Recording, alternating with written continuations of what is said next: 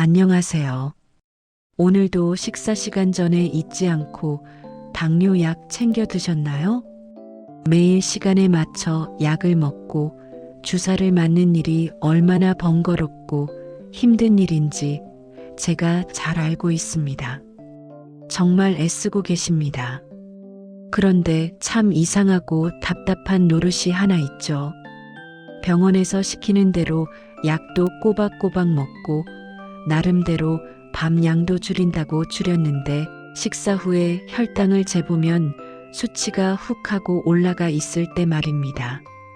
그럴 때마다 심장이 쿵 하고 내려앉는 것 같고 도대체 내가 뭘 잘못한 걸까? 평생 이렇게 맛있는 것도 마음 편히 못 먹고 살아야 하나? 이런 생각에 서럽고 막막해지실 겁니다. 합병증에 대한 공포가 스멀스멀 올라오기도 하고요. 여러분, 오늘 정말 잘 찾아오셨습니다. 약을 아무리 먹어도 잡히지 않던 식후 혈당, 그 범인이 무엇을 먹느냐가 아니라 어떻게 먹느냐에 숨어 있다면 믿으시겠습니까? 오늘 저는 여러분께 밥상을 완전히 뒤엎으라는 어려운 숙제를 드리지 않을 겁니다. 딱 하나 숟가락이 가는 순서만 바꿨을 뿐인데 혈당이 거짓말처럼 얌전해지는 놀라운 식사법을 알려드리겠습니다. 오늘 이 영상이 여러분의 식사 시간을 공포의 시간에서 즐거운 시간으로 되돌려 놓을 겁니다. 우리 한국 사람 밥상에는 늘 하얀 쌀밥이 가장 큰 자리를 차지하고 있죠. 뜨끈한 밥 한 숟가락 크게 떠서 입에 넣고 짭조름한 반찬 하나 집어 먹어야 밥 좀 먹었다 싶은 게 우리네 식습관입니다. 그런데 안타깝게도 바로 이 습관이 당뇨를 앓고 계신 우리 몸에는 독이 되고 있었다는 사실을 아셔야 합니다. 우리가 탄수화물이라고 부르는 밥, 빵, 면, 떡 이런 음식들은 우리 몸에 들어오는 순간 아주 빠른 속도로 당으로 변합니다. 비어있는 위장에 밥부터 들어가면 어떻게 될까요? 마치 마른 땅에 물을 쏟아 부으면 순식간에 흡수되듯이 밥이 변한 당분이 혈액 속으로 콸콸콸 쏟아져 들어갑니다. 이걸 전문 용어로 혈당 스파이크라고 하는데요. 쉽게 말해 피 속에 설탕물이 홍수처럼 범람하는 겁니다. 우리 몸의 췌장이라는 장기는 이 홍수를 막으려고 인슐린이라는 일꾼을 급하게 내보냅니다. 하지만 너무 많은 양이 한꺼번에 몰려오면 일꾼들도 지치고 먹고 있던 당뇨약으로도 이 속도를 감당하기 어려워집니다. 결국 피는 끈적끈적해지고 혈관은 상처를 입게 되죠. 우리는 그동안 배가 고프다는 이유로 혹은 습관처럼 가장 위험한 폭탄을 맨 먼저 입에 넣고 있었던 겁니다.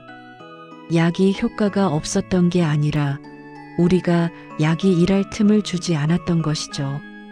아이고, 그럼 평생 밥을 먹지 말라는 거냐?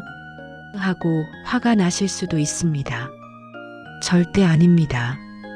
저도 밥심으로 사는 한국 사람인데 밥을 어떻게 포기하겠습니까?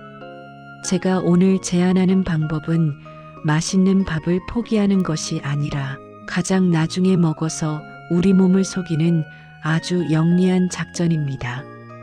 이름하여 단탄 식사법입니다. 채소, 단백질, 탄수화물의 앞글자를 딴 것인데요. 숟가락이 가는 순서를 이 세 가지 단계로만 지켜주시면 됩니다. 지금부터 우리 위장을 하나의 방이라고 상상해 보세요. 이 방에 혈당을 올리는 주범인 탄수화물이라는 불청객이 들어오려고 합니다. 우리는 이 불청객이 들어오기 전에 방 안에 미리 든든한 방어막을 치고 장애물을 설치해서 그 속도를 늦출 겁니다. 어떻게 하는지 지금부터 아주 구체적으로 알려드릴 테니 오늘 저녁 밥상부터 당장 적용해 보세요. 식탁에 앉으시면 가장 먼저 무엇을 집어야 할까요? 네, 바로 채소 반찬입니다. 밥그릇 뚜껑은 아예 열지도 마세요. 나물 무침, 샐러드, 쌈채소, 오이 냉국 건더기, 김치도 좋습니다. 단, 김치는 너무 짜지 않게 조금만 드세요. 처음엔 이런 채소들을 먼저 드셔야 합니다. 채소 속에는 식이섬유라는 아주 기특한 성분이 들어 있습니다. 이 식이섬유는 우리 위와 장에 먼저 들어가서 그물망처럼 촘촘한 방어막을 만듭니다. 나중에 들어올 밥이나 면이 이 그물망에 걸려서 아주 천천히 흡수되도록 막아주는 역할을 하죠. 식사 시작하고 첫 5숟가락은 무조건 채소 반찬만 드신다고 생각하세요. 쌈을 드신다면 고기나 밥 없이 채소만 2-3장 겹쳐서 쌈장에 살짝 찍어 드시는 겁니다. 이때 중요한 건 마치 소가 여물을 먹듯이 아주 천천히 꼭꼭 씹어 드셔야 식이섬유가 제 역할을 다합니다. 채소로 어느 정도 배에 신호를 줬다면 다음은 단백질 차례입니다.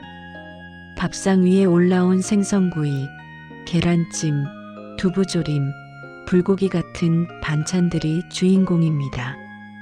단백질과 지방은 탄수화물보다 소화되는 속도가 훨씬 느립니다. 앞서 먹은 채소가 그물망을 쳤다면 단백질은 그 위에 묵직한 돌멩이를 얹어놓는 것과 같습니다. 위장이 음식을 내려보내는 속도 자체를 늦춰버리는 과속 방지턱 역할을 하는 것이죠.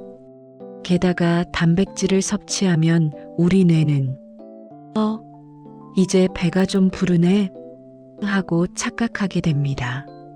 포만감을 주는 호르몬이 나오기 때문이죠. 2단계까지 오면 벌써 배가 어느 정도 차오르는 느낌을 받으실 겁니다.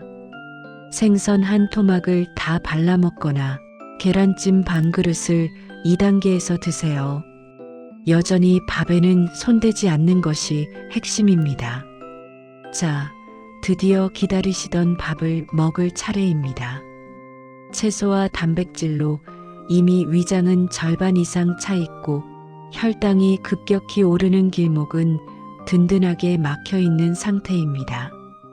이제는 안심하고 밥을 드셔도 좋습니다. 이미 배가 부르기 때문에 예전처럼 밥을 허겁지겁 많이 먹게 되지도 않을 겁니다. 자연스럽게 밥 먹는 양이 평소의 3분의 2 정도로 줄어들게 되죠. 신기하게도 같은 양의 밥을 먹더라도 이렇게 맨 마지막에 먹으면 혈당이 오르는 높이가 절반 가까이 낮아진다는 연구 결과가 수도 없이 많습니다. 이게 바로 순서의 힘입니다. 여기서 꼭 나오는 질문이 있습니다. 선생님, 저는 면을 너무 좋아해서 국수를 자주 먹는데 그건 어떡하나요? 비빔밥은 다 섞여 있는데 순서를 어떻게 지키나요? 좋은 질문입니다. 우리 시니어님들 잔치국수, 짜장면 참 좋아하시죠? 그럴 때도 방법이 있습니다. 중국집에 가셨다면 짜장면이 나오기 전에 단무지와 양파 채소를 먼저 충분히 드세요. 혹시 서비스로 군만두가 나온다면 면보다 먼저 드시는 게 좋습니다. 집에서 국수를 드신다면 국수 위에 고명으로 올라가는 오이나 숙주나물, 계란 지단을 평소보다 3배 많이 넣어서 그것부터 골라 드신 후 면을 드세요. 비빔밥을 비비기 전에 위에 얹어진 나물과 계란 프라이를 먼저 반 정도 건져 드세요. 그러고 나서 남은 재료와 밥을 비벼 드시면 훌륭한 거꾸로 식사가 됩니다. 조금 귀찮더라도 이 작은 습관 하나가 식후 2시간 뒤 여러분의 손끝에서 찍히는 혈당 수치를 완전히 바꿔놓을 것입니다. 여러분, 오늘 이야기를 듣고 에이, 뭐 그런 거로 혈당이 잡히겠어? 귀찮게 그걸 어떻게 지켜라고 생각하며 예전 습관대로 밥부터 푹푹 떠드실 수도 있습니다. 그러면 내일도 모레도 여러분은 식사 후에 치솟는 혈당 수치를 보며 불안에 떨고 혹시 모를 합병증 공포 때문에 밤잠을 설치게 될지도 모릅니다. 약은 점점 독해지고 몸은 더 힘들어지겠지요. 하지만 오늘 저녁부터 딱 눈 감고 숟가락 순서만 한번 바꿔보세요. 처음 일주일은 어색하고 밥맛이 없을 수도 있습니다. 하지만 딱 2주만 실천해 보시면 몸이 먼저 알게 될 겁니다. 식사 후에 몰려오던 참을 수 없는 졸음이 사라지고 몸이 한결 가벼워지는 것을 느끼실 겁니다. 다음 병원 정기 검진 때 의사 선생님이 깜짝 놀라며 어르신, 요즘 뭐 좋은 거 드셨어요? 당화혈색소가 너무 좋아지셨네. 하고 칭찬하는 날이 반드시 올 겁니다. 오늘 저녁 밥상에 앉으시면 마음속으로 탄 세 글자를 주문처럼 외치세요. 그리고 가장 먼저 젓가락으로 나물 반찬을 집어 입으로 가져가세요.